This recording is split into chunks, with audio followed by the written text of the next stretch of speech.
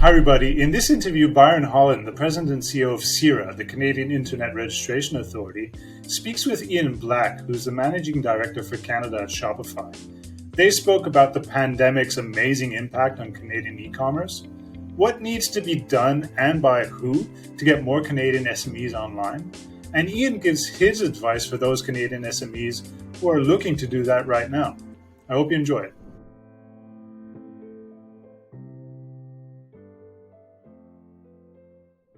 Hello, my name is Ian Black. I'm Managing Director for Shopify Canada. Well, welcome, Ian, and thanks for joining us for this conversation. I'm super excited to have you to help us through understanding better what's happening with digital transformation and e-commerce, and certainly can't think of anybody better to have in this conversation than you. Well, this is a topic near and dear to our hearts, and always thrilled to be talking about it, and especially appreciate being here on The Future Economy, so thank you. How has the internet really impacted small and medium enterprise over the last couple of years pre-pandemic? We'll get into the pandemic in a moment. And what else do you see as the forces that are shaping trends on the internet, particularly as it pertains to business, e-commerce, and small and medium enterprises?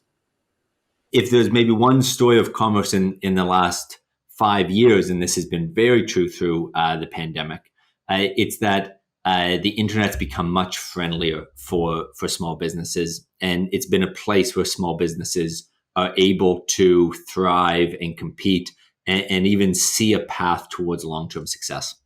And that's very much where Shopify spends its time. It's what we build products for is to try to level the playing field and make the internet structurally better for small businesses and independent businesses.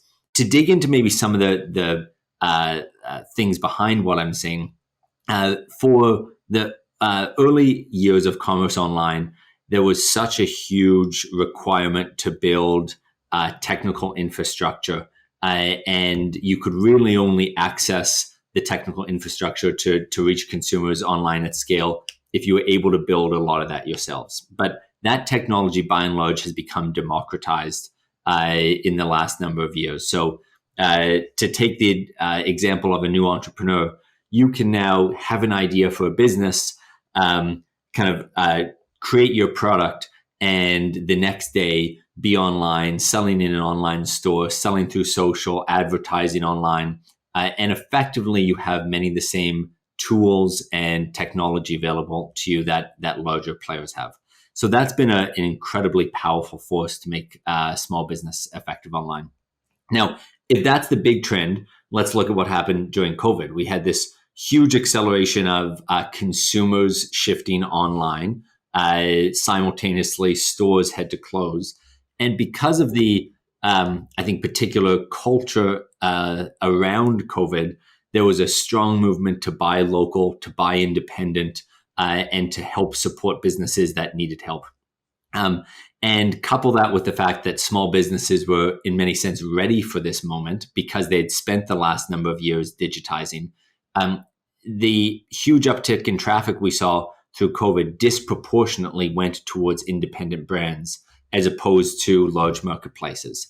Clearly, there are still many businesses out there who are not fully online. They haven't made that digital transformation. Given what you see, what can, or arguably more, what must today's brick and mortar companies do to actually get online? And what are you still seeing as the hurdles, and how are you folks helping knock down those hurdles? It's a great question, and an important one too for kind of the future of the Canadian economy. We've been trying as much as we can to partner with government over the last 2 years or so to accelerate the shift of businesses online. So there's been some great programs by all levels of government to make it easier for offline businesses to shift online.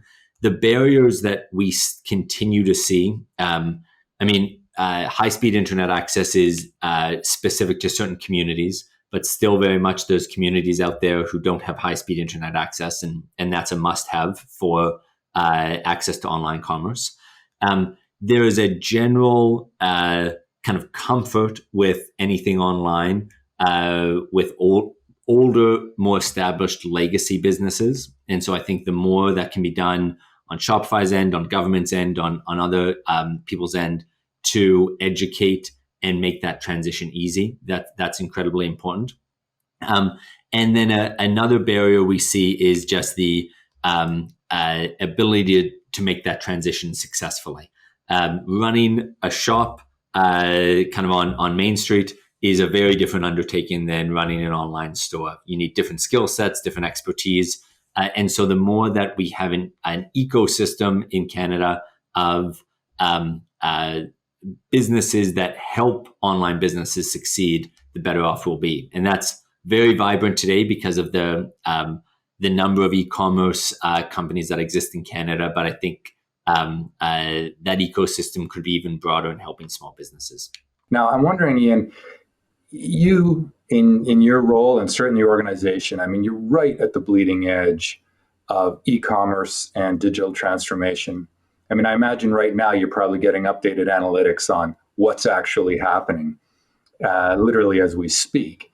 So I'm wondering, when you are looking forward, as we start to see the pandemic in the rearview mirror, hopefully soon, knowing what you know as a result of what we've seen through the pandemic and the acceleration of this digital transformation that the pandemic has spurred, your crystal ball, what do you see going forward as the key trends in e-commerce and online shopping in particular?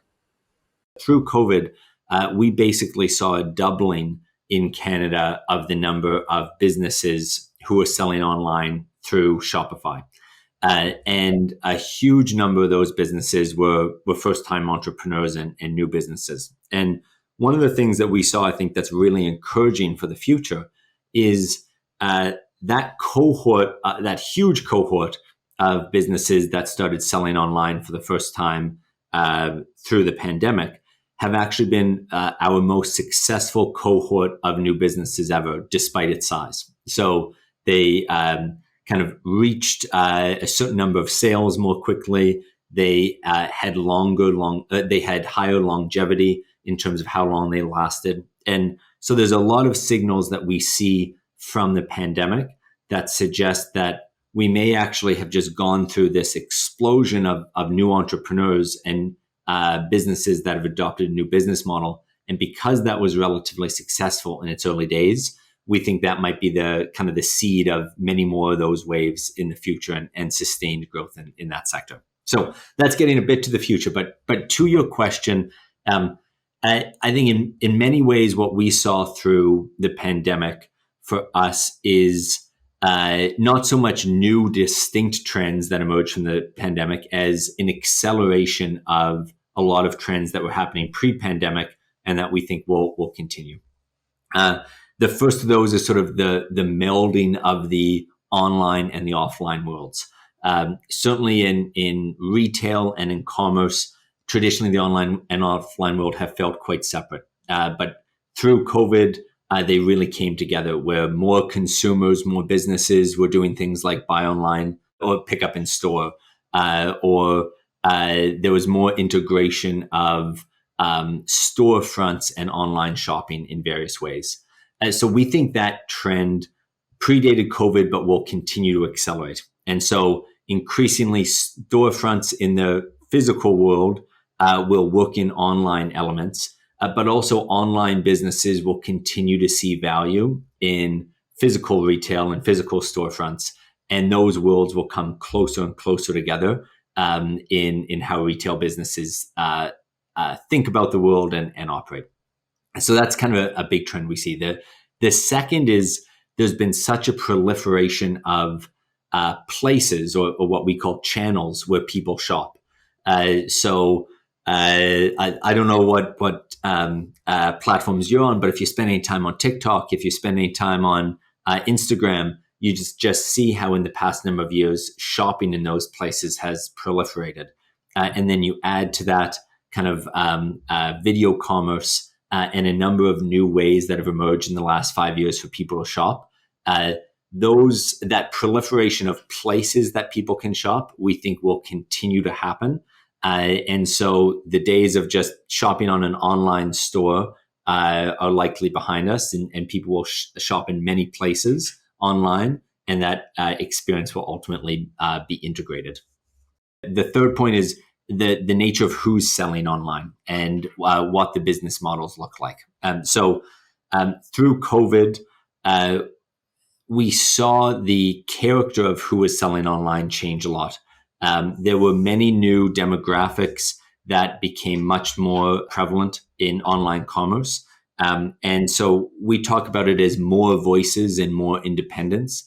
This idea that we're seeing a resurgence of small business, where we've seen a resurgence of shopping local, a resurgence or a changing nature of retail being more diverse and more inclusive and more values based, and all those trends are coming to the fore and reflecting in what kind of online commerce looks like. In a sense, what I heard was almost like a renaissance of small business online that's at the early stages. So if you had to give a piece of advice to those folks, all of the things they need to think about, what are the one or two things that small, medium business really needs to think about as they pivot to being really online, or even next stage, fully integrated, physical, virtual, online? If I were to distill it down to one piece of advice, it's almost kind of the fundamentals that have always been true, which is know who your customer is and build a product or service for that customer, knowing that now all the tools exist for you to be incredibly focused in being able to connect with that customer emotionally, logistically, and in all the ways that matter for business. And so the tools are there for you to bring a unique vision or a unique product or a unique voice to your customer, and know that you're going to be able to reach them. And so that's always kind of the encouragement we give entrepreneurs and businesses out there, which is lean into what's always worked, which is build something great for a customer that you know well, and trust that all the tools are there now to make that vision come to reality. What do you think the one or two highest value or highest leverage changes that we should be thinking about and making over the next year, 2 years, to seize the best of what we've learned through these challenging times and move forward? Byron, that is a great question. I think I would say, globally, Canada is amongst the leaders in the transition to the digital economy and the internet economy. We have a great small business segment that's digitized. We have some great large companies that are leading the way in their industries. But we aren't yet a world leader, and our position in that future isn't yet secured. And so the more we can invest as a country in training our workforce and future leaders to be technically geared, to understand how the internet economy works and to be successful in that internet economy, we've got the opportunity to have generations of economic growth and a continued place of leadership in the world. And so that deep investment in engineering program or computer engineering programs and all the peripheral aspects of kind of internet economy, investing there from an educational point of view, I think is probably the most powerful lever we could pull that probably pays off over 50 years.